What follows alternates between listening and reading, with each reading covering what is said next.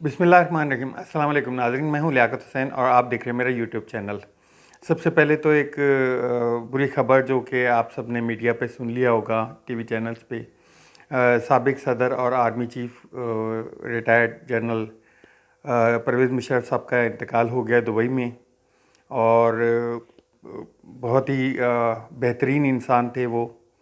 उनके दौर में 99 में 12 अक्टूबर 99 को जब उन्होंने इक़्तिदार संभाला, थे तो डिक्टेटर, लेकिन जब 12 अक्टूबर 99 को उन्होंने हुकूमत संभाली तो उनके दौर में काफ़ी जो है काम भी हुए, काफ़ी वो अपने आप को लिबरल कहते थे और काफ़ी पोलाइट भी थे। आर्मी चीफ या डिक्टेटर होने के साथ साथ वो पोलाइट बहुत थे और उनके दौर में पाकिस्तान को तरक्की भी मिली। लेकिन साथ साथ उनके दौर में जो कारगिल का मामला हुआ था, कारगिल के मामला जो कि बहुत ही समझ लें कि इंडिया को दबोच लिया था उन्होंने उस पर, और फिर वार ऑन टेरर में गए। उसके बाद वकला के ख़िलाफ़, जजेस के ख़िलाफ़ जो तहरीक हुई, उसके बाद जो उनके दौर में लाल मस्जिद का वाक़या हुआ, अकबर भुट्टी साहब का वाक़या हुआ, और उसके साथ ही बेनज़ीर भुट्टो का वाक़या भी उन्हीं के दौर में हुआ। तो देखा जाए तो उनके दौर में वाक़यात बहुत ज़्यादा हुए और प्लस उनके दौर में तरक्की भी बहुत हुई। तरक्की से मुराद मेरी, पाकिस्तान में पैसा बहुत ज़्यादा आया। पाकिस्तान में जो है आप एक तरह से समझ लें कि जो सैलरीज़ है, जो इनकम है, इनकम का लेवल बढ़ाया गया बहुत ज़्यादा। और काफ़ी चीज़ें हैं, काफ़ी उनको अच्छे नामों में भी याद किया जाता है। कुछ लोग उनकी बुराइयां भी करते हैं। उनके ऊपर केस भी बना था एक, जिसमें उनको आर्टिकल 6 के हवाले से उनको उनके बारे में कोर्ट का एक वर्डिक्ट भी है कि उनकी लाश को 3 दिन तक जो है डी चौक के बाहर लटकाया जाए, और बहुत सारी चीज़ें हैं। तो उनके इंतकाल के बाद जो है ख़बरें भी काफ़ी गर्म हो गई कि पाकिस्तान लाना चाहिए, नहीं लाना चाहिए, ये वो। लेकिन वो पाकिस्तान आ रहे हैं, पाकिस्तान उनको लाया जाएगा। और कराची से उनका ताल्लुक़ था, कराची से एक मिडिल क्लास घराने से उनका ताल्लुक़ था। नाज़माबाद से उनका जो था, उनका बचपन गुजरा था वहाँ पे। तो उनकी तदफीन भी कराची में ही की जाएगी और बाकायदा एक फ़ौजी एजाज़ के साथ की जाएगी। ये जो है क्लियर एक मैसेज पहुंच चुका है तकरीबन पूरी आवाम तक। और अब चलते हैं जी जेल भरो तहरीक के हवाले से। जिस तरह पाकिस्तान तहरीक इंसाफ के चेयरमैन जनाब इमरान खान साहब ने कल से जेल भरो तहरीक का ऐलान किया है, उनकी डेट अभी नहीं दी है, लेकिन ये जेल भरो तहरीक जो है वो इतनी जो भी काम होता है पाकिस्तान तहरीक इंसाफ का या इमरान खान साहब का, वो काफ़ी सोच समझ के इसको देते हैं और उसको अमली जामा बड़े अच्छे से पहनाते हैं। ये नहीं कि तहरीके जेल भरो तहरीक का ऐलान कर दिया और ये इधर से गिरफ़्तार हो रहे हैं या वहाँ से गिरफ़्तार हो रहे हैं, पता चला जी एंड में कुछ भी ना हुआ। तो उन्होंने आज से जो है अपने ज़मान पाक में मुलाकातें शुरू कर दी हैं और एक लिस्टें तैयार की जा रही हैं और बाकायदा हर हर MNA के ऊपर एक ज़िम्मेदारी लगाई जा रही है कि आप अपने 500 वर्कर्स के साथ गिरफ़्तारी देंगे। तो अगर इस तरह देखा जाए तो जो MPA हैं, MP की तादाद पाकिस्तान में टोटल 1200 MPA होते हैं। तो उनमें से अगर कुछ कमोबेश, अगर जितने MPA की तादाद पाकिस्तान तहरीक इंसाफ की है, वो अगर एक ID के मुताबिक 600 भी लगाई जाए या 500 भी लगाई जाए, तो 500 को मल्टीप्लाई करें, 500 मल्टीप्लाई 500 करें तो वो 5 लाख से ज़्यादा की तादाद बन जाएगी। और जो एक फ़िगर दी जा रही है उनकी तरफ से, वो 4 लाख तक की दी जा रही है और 4 लाख तक का ये सिस्टम बर्दाश्त नहीं कर सकता। जो अभी हालिया आज की जो डिटेल में बात हुई, तो उस पर पता ये चला कि 65,102 की कैपेसिटी है पाकिस्तान में जेलों की, जो कि ओवरलोडेड हैं ऑलरेडी। और उसके ऊपर ये तादाद आ जाए तो ये तो बहुत एक ब्रीच पड़ जाएगा सिस्टम में और इसकी बड़ी एक वर्थ रखता है ये। तो उसके अलावा जो है अभी उन्होंने ज़बानी ऐलान करने के ऊपर भी उनकी काफ़ी जो है वो सिस्टम पे उसका असर लिया जा रहा है। और देखेंगे आगे के मज़ीद आने वाले दिन में या वो कब ऐलान करते हैं, तो उसके बाद जो है इस पे लाए अमल शुरू हो जाएगा। दूसरी जानिब देखा जाए तो मरीम नवाज़ ने आज जो है इस मुल्तान में अपना एक जलसा किया। जलसे में उन्होंने बड़ा खिताब किया।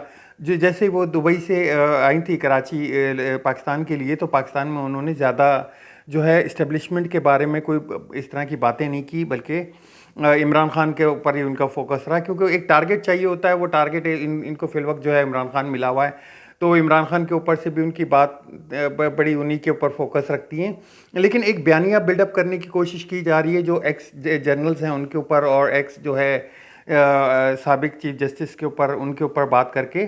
तो ये एक बयानिया बनाने की कोशिश की जा रही है जो उनका ठुस हुआ है पहले भी, लेकिन एक उसमें हवा भरने की कोशिश की जा रही है।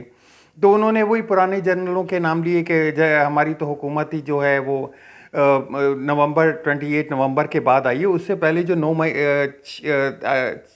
8-10 महीने हैं, 8 महीने हैं, वो काउंट ही नहीं कर रही हैं।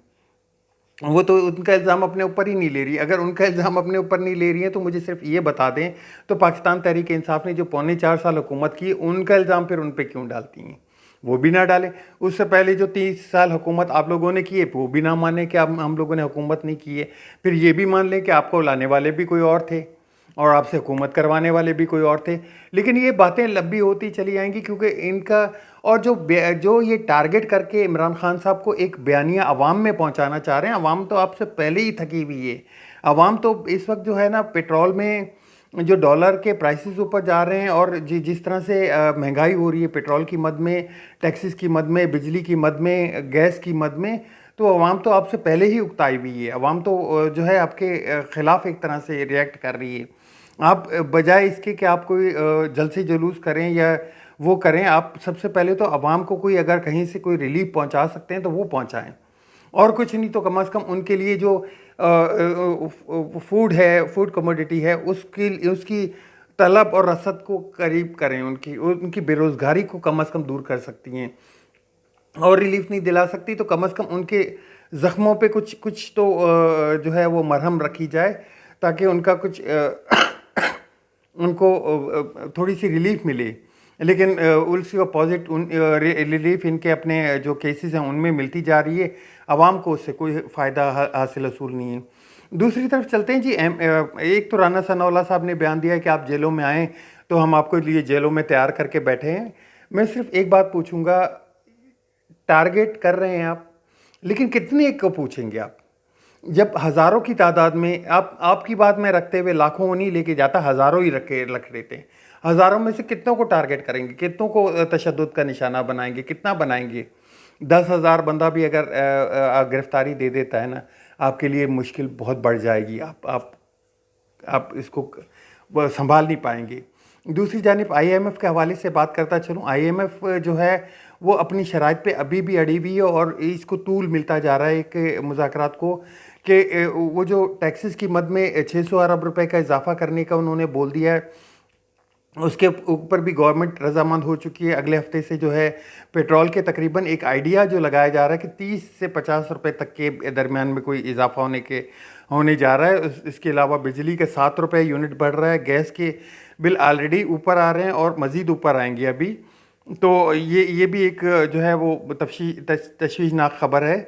इसके साथ ही आज तक इतना ही। मिलते हैं नेक्स्ट व्लॉग में। कल मैं आपके साथ डिटेल में बात करूंगा, और परवेज़ मुशर्रफ साहब की डेड बॉडी को पाकिस्तान आ जाए, उनकी तदफीन हो जाए, तो उस पर एक व्लॉग अलग से कर लेंगे, उनके ऊपर भी बात कर लेंगे। तो मेरा नहीं ख्याल कि अभी उनके ऊपर कोई मज़ीद बात की जाए, तो क्योंकि वो हीरो तो हैं पाकिस्तान के, ये तो वजह है। तो मेरी सब दोस्तों से, सब जितने तजिया निगार हैं जो बातें कर रहे हैं, मैं उनको बोलूँगा कि सिर्फ उनकी तदफीन तक रुक जाएं। तदफीन के बाद बेशक आप बात कर लीजिएगा, लेकिन उनकी तदफीन तक, क्योंकि वो जाहिर सी बात है हमारे ही इस मुल्क का बेटा था, इस मुल्क का हीरो था, और वो उनके कारनामे भी हैं। ऐसी बात नहीं है कि उनके कारनामे नहीं थे, उनके बड़े कारनामे हैं।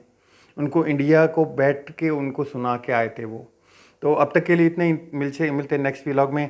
मेरे चैनल को शेयर ज़रूर कीजिएगा, और मेरे चैनल को थोड़ा लाइक कीजिएगा, और आपकी कमेंट का इंतज़ार रहेगा। आपके कमेंट्स पे ज़रूरी है कि आप कमेंट्स भी करें साथ साथ। अल्लाह हाफ़िज़। पाकिस्तान जिंदाबाद।